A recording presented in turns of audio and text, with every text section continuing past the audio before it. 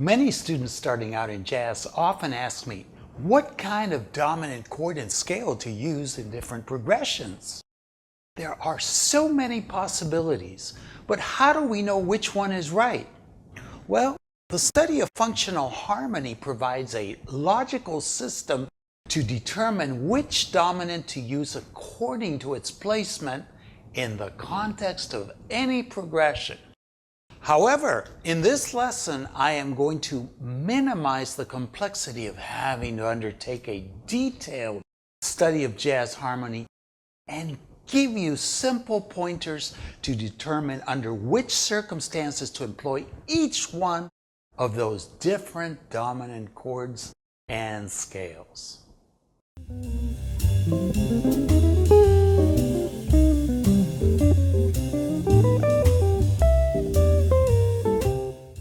I'm Richie Zellon, and I want to welcome you to the Jazz Guitar channel, where I bring you weekly lessons covering every aspect of the art of playing jazz guitar. Today I want to talk about dominant chords and scales. So many of them. Mixolydian, Superlocrian, Lydian dominant, Phrygian dominant, and there are more. How do you know which one and when to use it? Well, to answer that question, let's examine each one of them, and I will explain as well as give you a demonstration of how they resolve within a chord progression. And I just mentioned the key word in understanding this: resolve. It turns out that dominants are the most unstable chord structures within a tonality. They are characterized by their third and flatted seventh, which means that when played together form an interval of augmented fourth, also known as a tritone, because it divides the octave in half. And this so-called tritone has a need to resolve or progress to a more stable chord. If not, the effect is like that of starting a sentence and ending it on a comma. It leaves you hanging. You need a conclusion. You see, a resolution chord is like the period in a harmonic progression.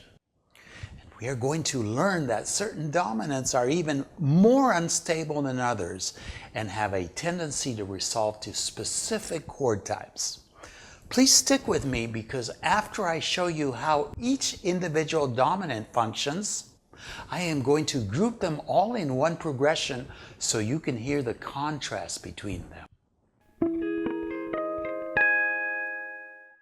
So let's start with the most common dominant type, the diatonic 5/7 chord from a major tonality. Its formula: 1, 3, 5, and flat 7. It is extracted from the Mixolydian Mode, and its available upper extensions are the 9 and 13. Its tendency is to resolve a perfect fifth down to a major chord. So here's the Mixolydian and a regular G7 going to a C major 7 without any extensions.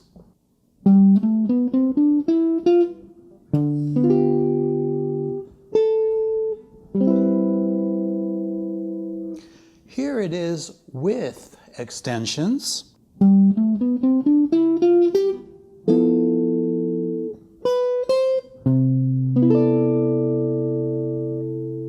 So here we have the 9th and 13th, and here we have the major 7th, also with the 9th and 13th. Much jazzier. Now let's see what happens when we play a Mixolydian 5 chord and resolve it to a minor using its upper extensions. That is, over the G7 we have the 9 and the 13th.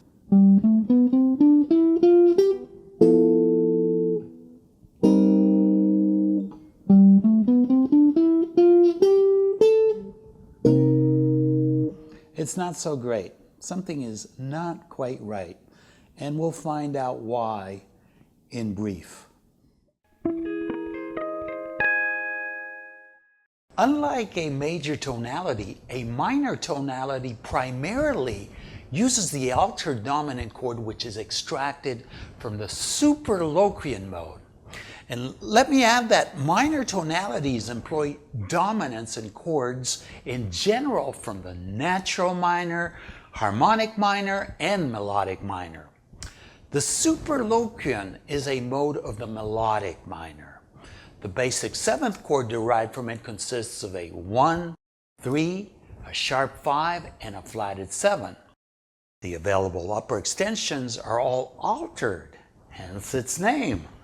And we have two available ninths, a flatted 9 and sharp 9, also a sharp 11, and the sharp 5 in the fundamental seventh chord is viewed often as a flatted 13.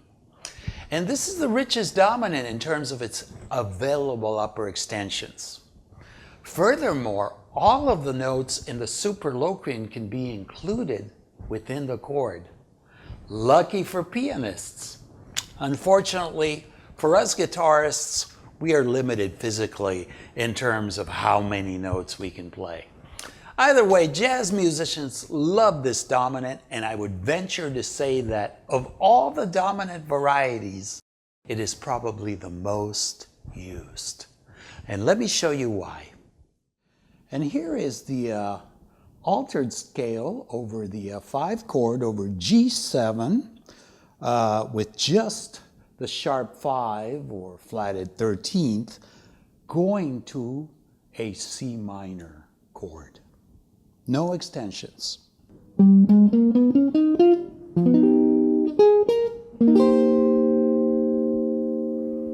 That's the proper scale to resolve to a minor chord, in contrast to the Mixolydian one that we played earlier. So let me throw in some of the upper extensions for both chords.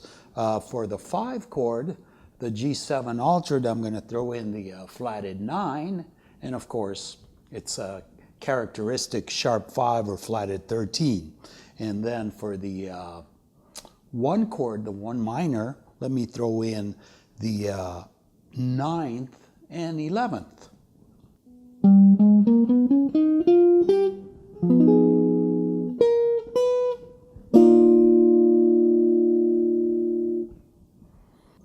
Now let's see how it sounds resolving to a major chord.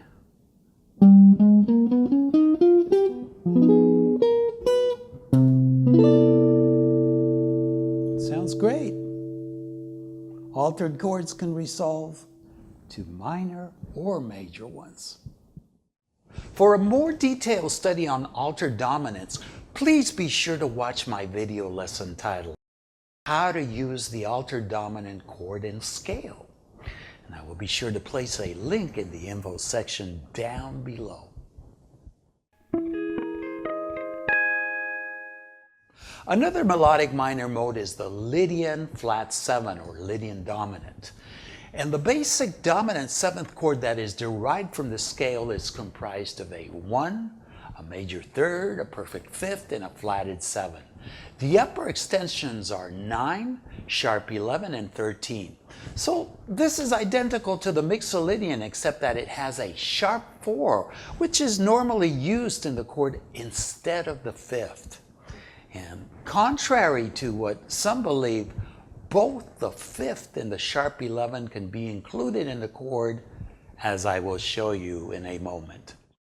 And I want to add that this chord is sometimes used as a tritone substitute of the altered chord, and because of this reason, it has a tendency to resolve a half step down instead of a perfect 5th down.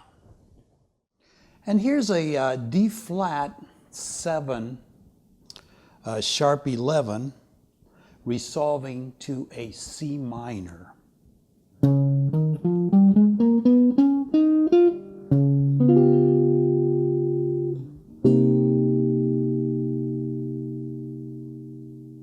Now let's see how it sounds resolving to a major 1 chord.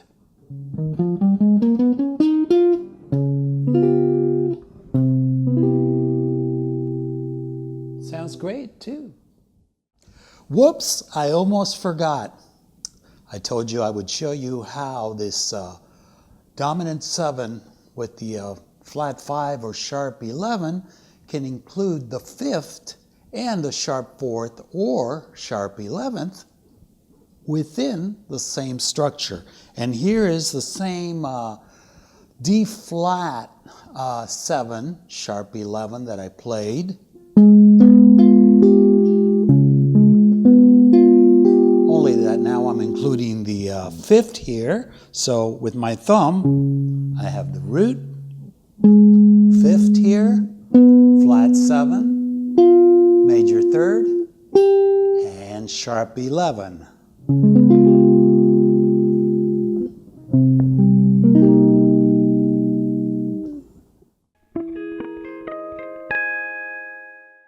This dominant is seldom used and not that common, but definitely has its place. It is the 5th mode, or the 5-7 chord from the harmonic minor. The fundamental dominant 7th chord that is extracted from this scale is identical to the Mixolydian and Lydian dominant. That is, it is comprised of a 1, a 3, a 5, and a flat 7. So this is what makes picking the right dominant chord in any given context so confusing. Now, except for the fundamental 7th chord derived from the Superlocrian, which has a sharp 5 or flatted 13, you can use a simple dominant 7th chord with no upper extensions in any situation. But that's not the way we do it in jazz. We want to take advantage of the additional color tones available for each dominant in order to portray a richer harmonic landscape. And having said that, the only available upper extension for the Phrygian dominant is the flatted 9. This scale can be understood as a Mixolydian with a flatted 2 and flatted 6. And it can be used whenever we have a dominant 7 flat 9. So in conclusion, if there is no flat 6 in the melody, the Phrygian dominant can work as an alternative to the altered dominant, both in terms of its chord and scale. Again, the reason it is not used that much is because it is lacking in its upper extension department. Let me first play a G7 flat 9, just the pure chord using the Phrygian dominant, going to a 1 minor.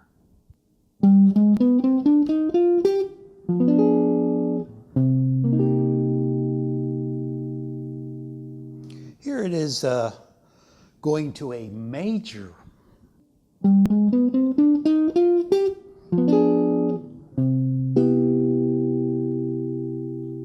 Works good. There are a couple of additional dominant types I have not covered here, such as those related to the symmetrical diminished, but that will have to wait for its own dedicated video. What I'd like to do next is play a chord progression employing all the dominant scales I have covered here so you can hear how they contrast in color. Now, what is the unique chord progression that we normally play over in jazz that can consist entirely of dominants? The blues. And what I am going to do in the first chorus before I improvise is to play all the scales corresponding to each dominant type in the progression.